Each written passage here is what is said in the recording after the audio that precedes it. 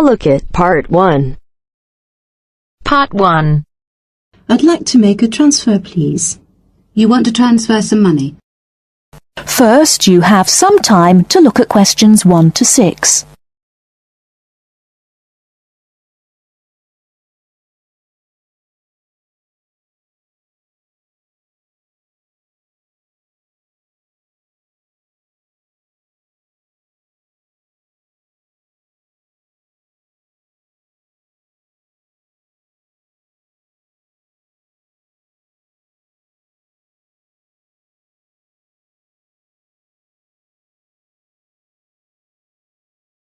Listen carefully and answer questions 1 to 6.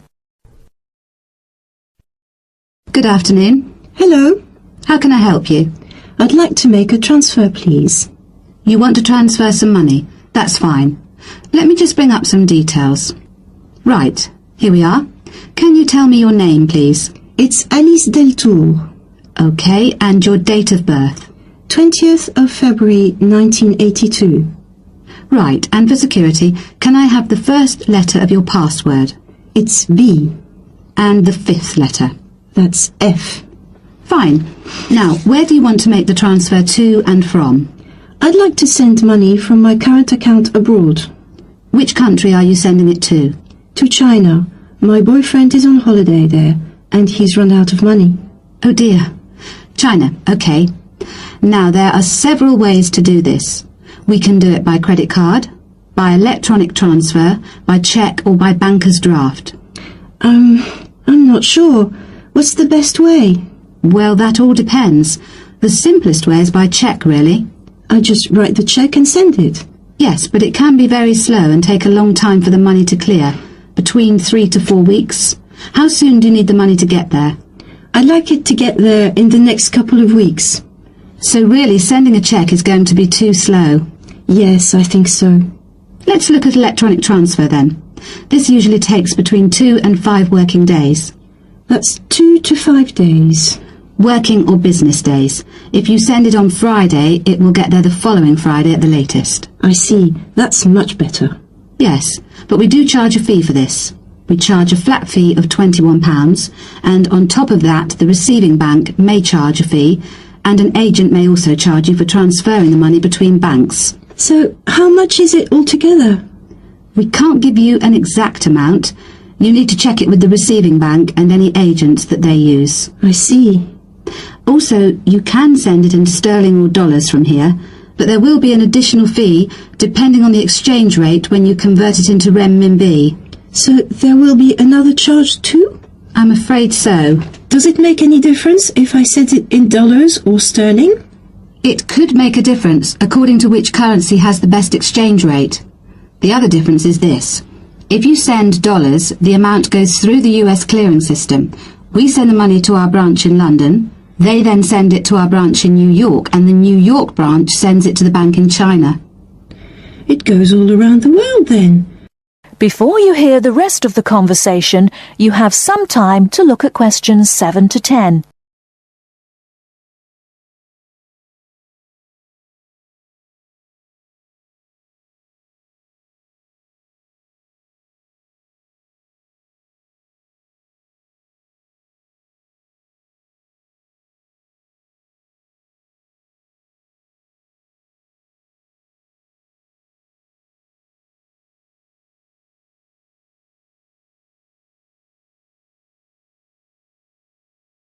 Now listen and answer questions 7 to 10. What about if I send sterling? In that case, we send it to our branch in London. From there it may go directly to China, unless the bank in China has an agent in London, in which case we transfer it to the London agent, and they send the money on to China. So how do I proceed with the transfer?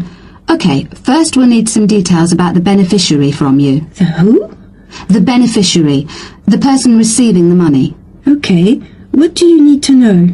We'll need the full name of the beneficiary and their account number. Okay.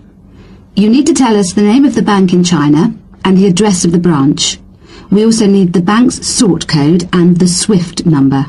What's a SWIFT number? Basically, it's an interbank code. It helps banks identify each other through a unique code number.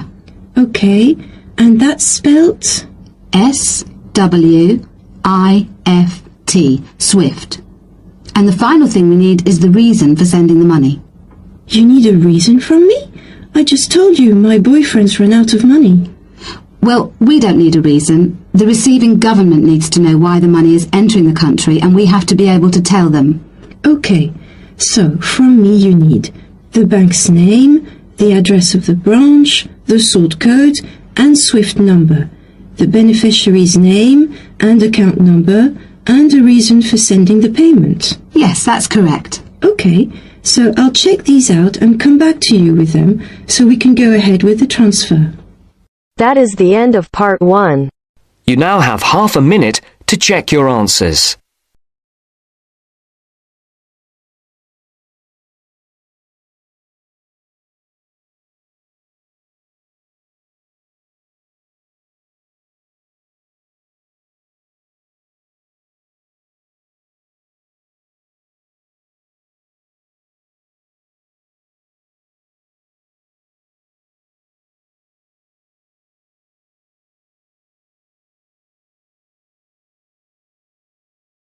Now turns to part 2.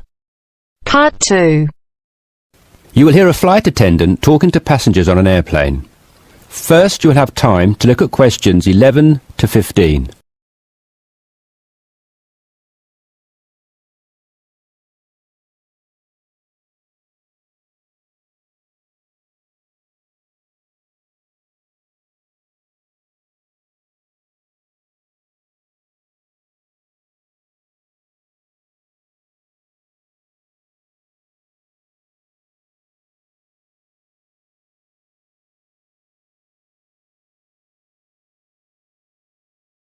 Now listen carefully and answer questions 11 to 15.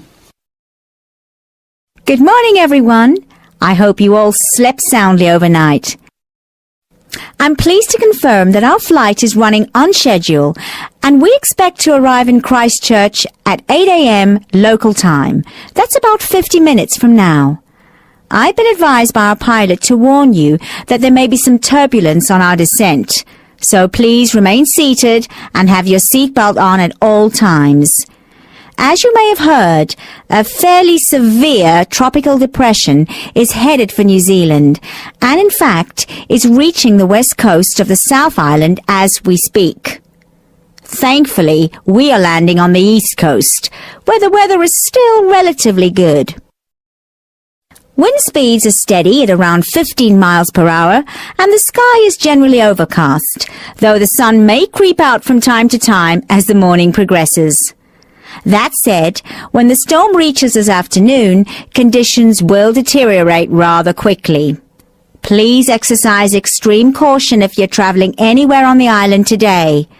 As I said, the storm has already made landfall on the west-northwest coast, and we're getting reports of high seas and very strong winds of around 75 miles per hour, with gusts up to 110 in Collingwood. Heavy and thundery rainfall is also being reported there. The Southern Alps are experiencing severe blizzard conditions, and there is a virtual whiteout on the roads. There are accumulations of up to 3 foot of snow already, so please, under no circumstances, be tempted to take the mountain road from Christchurch to Bluff. Use the coastal route for the entire journey if you must go down south. Over in the west, in Hokitika, and the southwest, in Milford, conditions are bad with heavy rain, high winds, and high seas. In fact, several tornadoes were reported in Hokitika and also in Lewis, which is slightly further inland. Also inland, on the northern edge of the Southern Alps, Arthur's Pass should be avoided at all costs. Roads are closed due to the heavy snowfall. Kaikoura has reported wind speeds of 45 miles per hour, with occasional gusts a bit stronger, but so far it has escaped the heavy rain. At present, it is windy and cloudy there. Before you hear the rest of the discussion, you have some time to look at questions 16 to 20.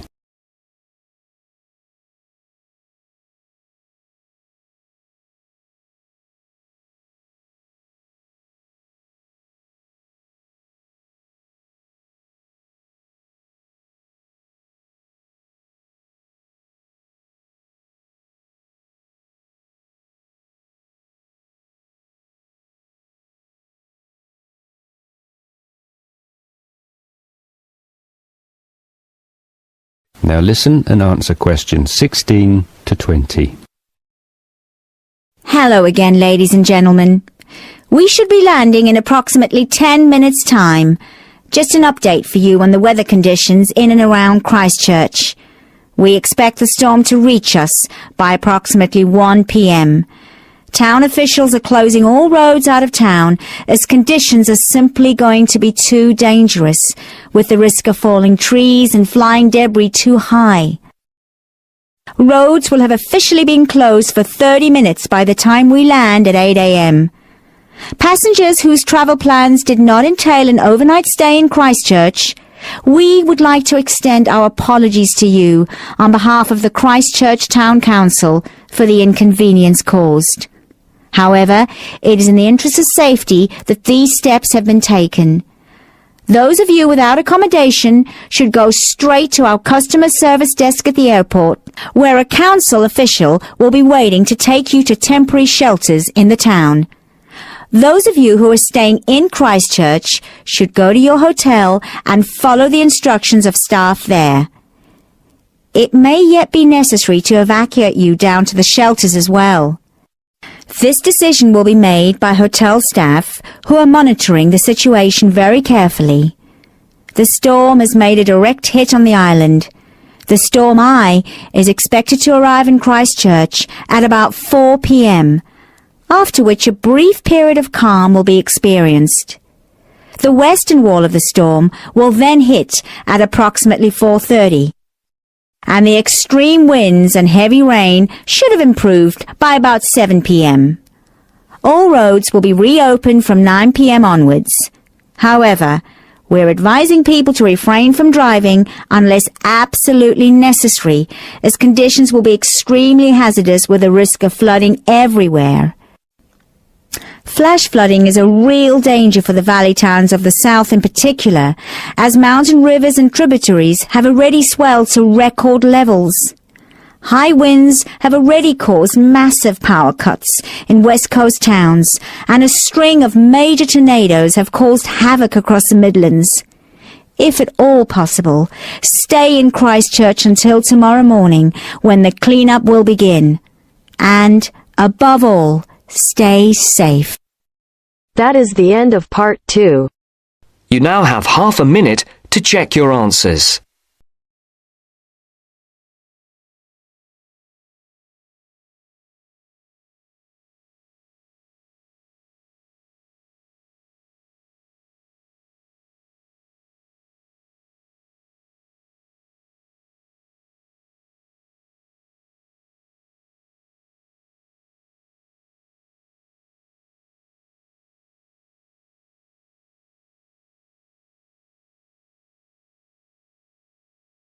Now turns to part 3.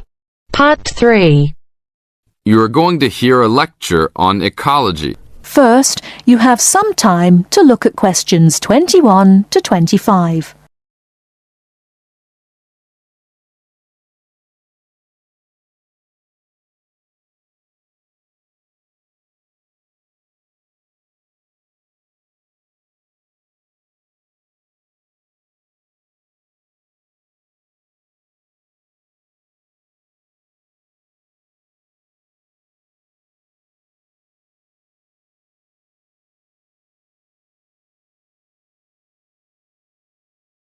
Now listen carefully and answer questions 21 to 25. Good afternoon. I'd like to turn it over to Dr. Carey, who will talk about the programme in restoration ecology. Thanks, Chris. A lot of people think that human beings can do whatever they want to the environment. But as Aldo Leopold taught, land is a system of interdependent parts which should be regarded as a community and not a commodity. Well, that idea has influenced what we teach here in our program, where students come from all over the world to learn about restoring native plant communities back into an ecologically natural state. This field is therefore a combination of formal science with practical applications, and that is quite attractive to many people. We have students, for example, from many different nations who come just to take part in this unique program. Our location is also quite unique. we have the world's oldest restored native plant community in Curtis Prairie at the Wisconsin Arboretum. Some say that this is proof that the science of restoration ecology was birthed in Wisconsin. Well, that may be oversimplified, but our reputation is strong. But students don't have to study prairies only. One student, Edmund Mukala from the Congo, came to study restoring ancient wetlands in the Congo using knowledge gained from historic samples of the soil seed bank. Not all the seeds survived, but some can remain dormant for many years. Mr. Mukala wanted to find out what type of community would be most similar to that ancient seed bank. He has recently returned to the Congo and is now cooperating with the government to implement his findings. Before you hear the rest of the talk, you have some time to look at questions 26 to 30.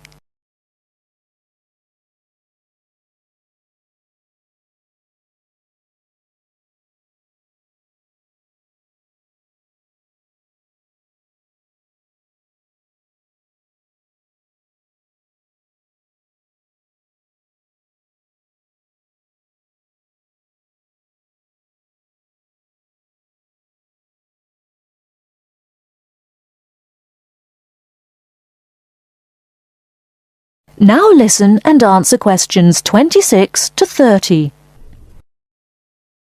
So the only prerequisite for doing research here is that it is a native plant community. That means not just prairies, but wetlands, woodlands, savannas, and other environments.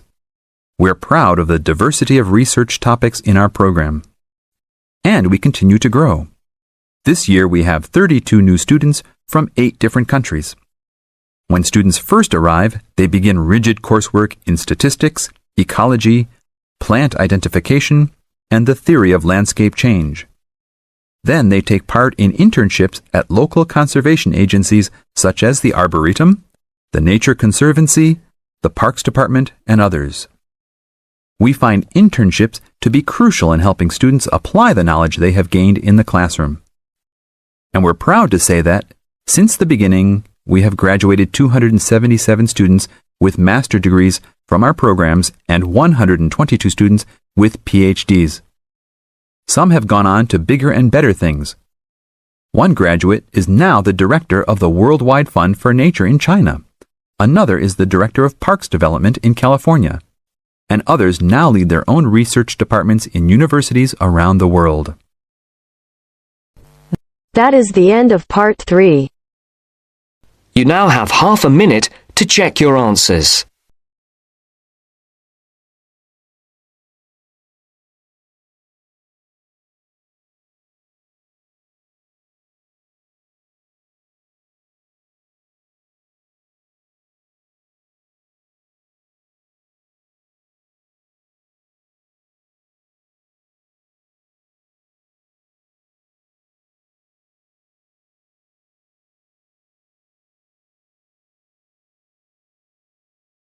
Now turns to part 4. Part 4. You are going to hear a talk about security in the UK. First, you have some time to look at questions 31 to 40.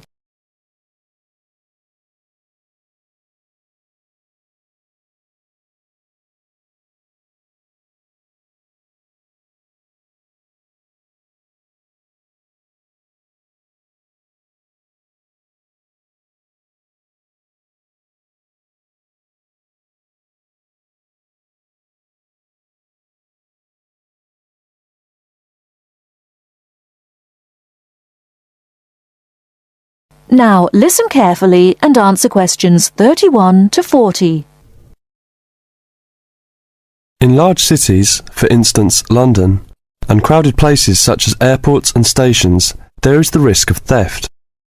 We do not want you to suffer the distress of losing important documents and valuables as soon as you step onto British soil. So here are some important do's and don'ts. Don't carry more cash than you need for daily expenses. If you stay at a hotel, do ask the manager to keep large sums of cash, documents and valuables in the hotel safe and give you a receipt for them. This is a free service. If cash is stolen, it is very unlikely to be recovered. Do keep separately a note of the serial numbers on your traveller's checks, so if they are lost you can inform your bank. Do take particular care of bank and credit cards.